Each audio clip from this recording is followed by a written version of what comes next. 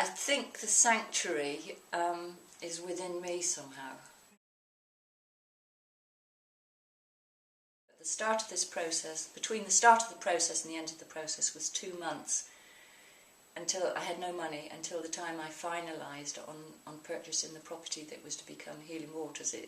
So it was utterly amazing, and wow. I didn't know at the time that there was a spring in the field as well, so that also came, and it had 6 acres of land with it as well. So it felt like Spirit put me there, really. Mm-hmm. And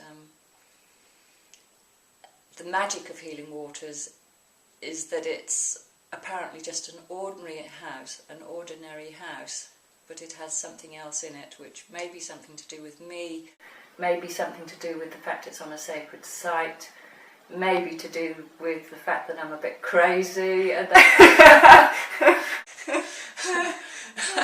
I always have an open door to people, and I love people, and I want them to be well. How about a tour? Oh yes, I'd love to show you. Well, this field is 6 acres of land, and it's been organically farmed since the 1960s, so it's no chemicals on the land at all. And we have the chickens here.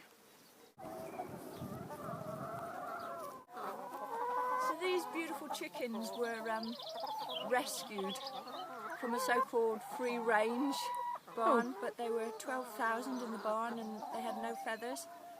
It's just really cruel the way people keep chickens, and the supermarkets sell eggs from them, and they say they're free range and they're not really free range. So these are now really well loved and have feathers and they're happy. Hi there. We have bees over here, so it's our first hive. The thing about these gardens is that there are lots of different things happening, lots of different projects interlocking and serving the community and Healing Waters and the planet.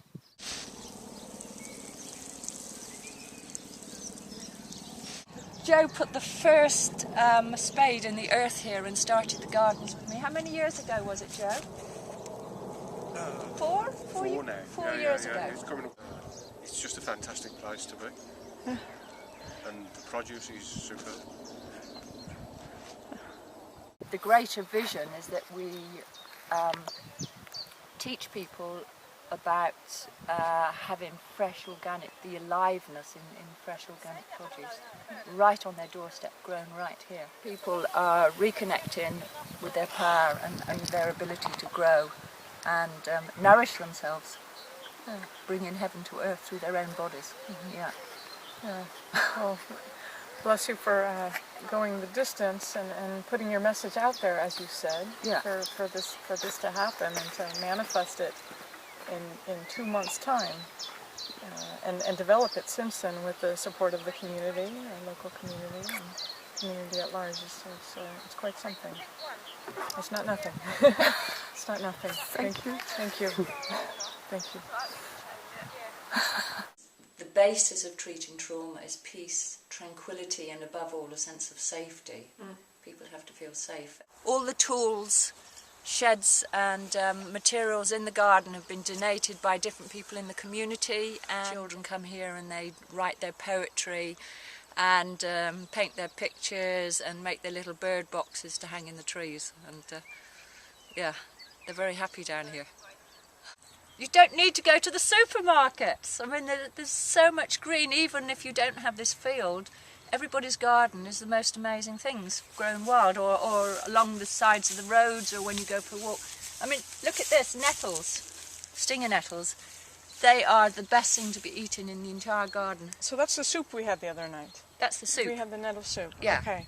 So we've been feasting here on these past few days on not just raw foods and organic foods, but wild foods, just kind of uncultivated in a way, just totally coming up, just waiting to share their nutrients and energy. But and you can juice nettles, because it's going to give you all the calcium, the iron, and cleanse your liver. Yeah. It's just amazing. In about 2 months from now, it's going to be a mass of green stuff and vegetables everywhere, and more food than you can possibly imagine to eat. There's mainly cabbages, lovely purple sprouting broccoli, which we have behind you, and broad beans coming up for the summer, garlic, onions, lettuces, and we have sorrel and oregano and sage, kale, potatoes. This is chervil. The Mizuna. It is now becoming a wildlife area. The idea is to bring in the indigenous species, newts, frogs, different indigenous plants to recapture it as a wildlife area. And there's a little bird box over there that the children have put up, one of the children. And there's this amazing mint here that I actually brought back from Avebury because that's a sacred site as well. Mint. Mint, yeah. It's you smell that? That's fantastic. Yeah.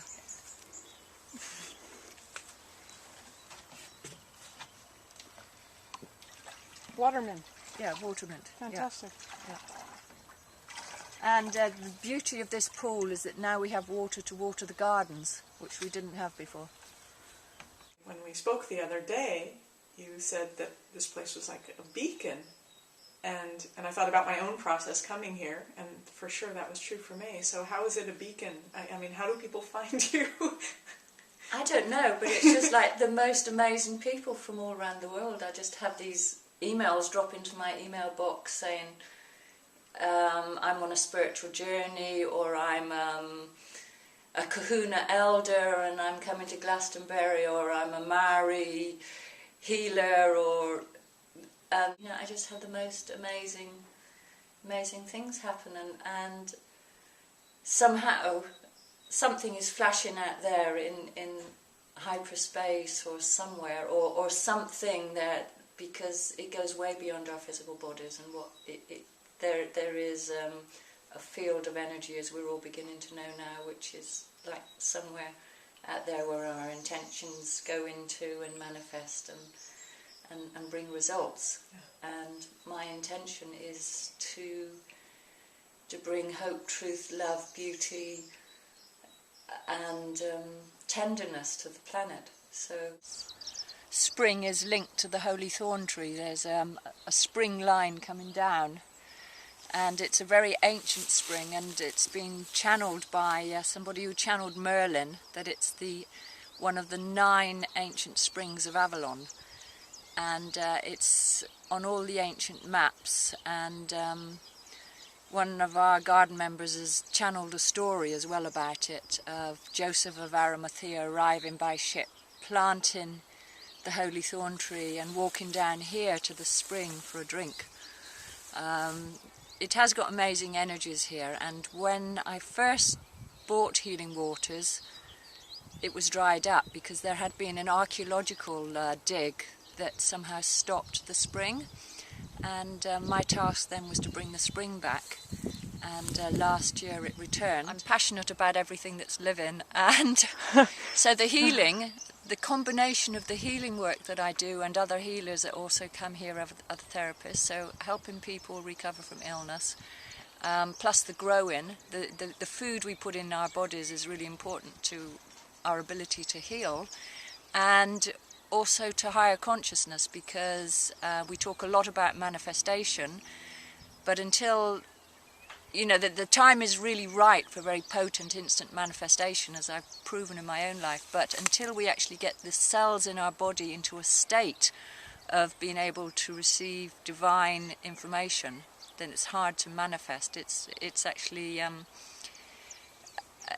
to do with having the body properly hydrated and the proper oils that build the cellular membranes to contain the water in the cells, and then when the cells are in a very potent state, then, as Bruce Lipton tells us in his Biology of Belief, the cell becomes a receiver and a transmitter for divine information and intention. So then our manifestation can work, because we can anchor it into the physical body through our degree of health, according to whether we're healthy or not.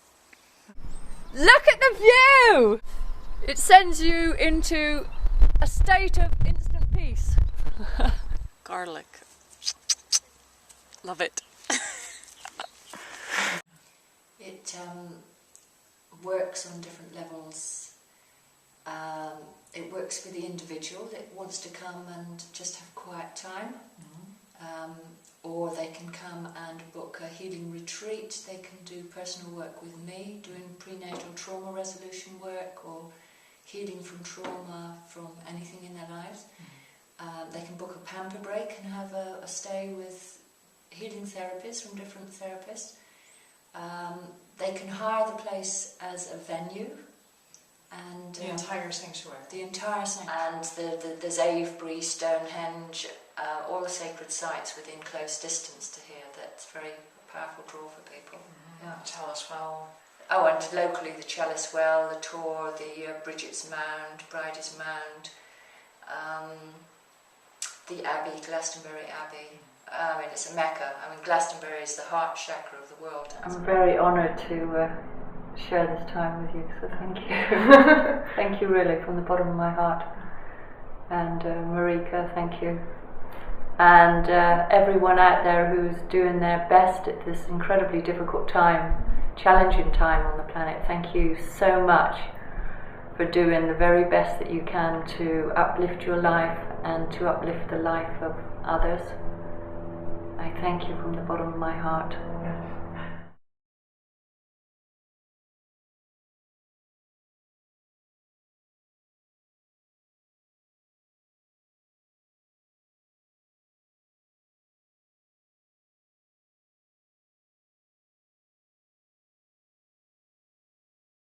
Mm.